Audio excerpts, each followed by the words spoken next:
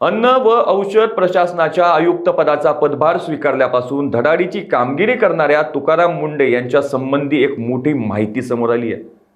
त्यांच्याकडे असलेल्या परभणीच्या पालक सचिव पदाच्या जबाबदारीतून मुक्त करण्यात आलंय। त्यांच्याऐवजी आता डॉक्टर चंद्रकांत पुलकुंडवार यांच्याकडे आता परभणीच्या पालक सचिव पदाची जबाबदारी देण्यात आली आहे।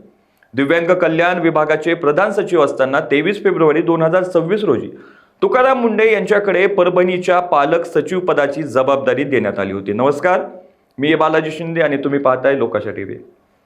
एफडीएचे आयुक्त तुकाराम मुंढे हे या आधी मंत्रालयात सचिव असताना त्यांच्याकडे परभणी जिल्ह्याच्या पालक सचिव पदाची जबाबदारी देण्यात आली होती। आता तुकाराम मुंढे हे सचिव नाहीयेत, त्यामुळे त्यांच्याकडे असलेली पालक सचिव पदाची जबाबदारी आता दुसऱ्या अधिकाऱ्याकडे सोपवण्यात आली आहे। डॉक्टर चंद्रकांत पुलकुंडवार यांच्याकडे आता परभणीच्या पालक सचिव पदाची जबाबदारी असेल। डॉक्टर चंद्रकांत हे सध्या राज्याच्या ग्रामविकास व पंचायत राज विभागाचे सचिव आहेत। एखाद्या जिल्ह्याचा सर्वांगीण विकास व्हावा यासाठी शासनाकडून पालक सचिवपदी वरिष्ठ अधिकाऱ्याची नियुक्ती केली जाते। हे पद अत्यंत महत्त्वाचं मानलं जातं। त्या माध्यमातून शासनाचे धोरणात्मक निर्णय, कल्याणकारी योजना यांची अंमलबजावणी प्रभावी पद्धतीने करण्याची जबाबदारी पालक सचिवाकडे असते।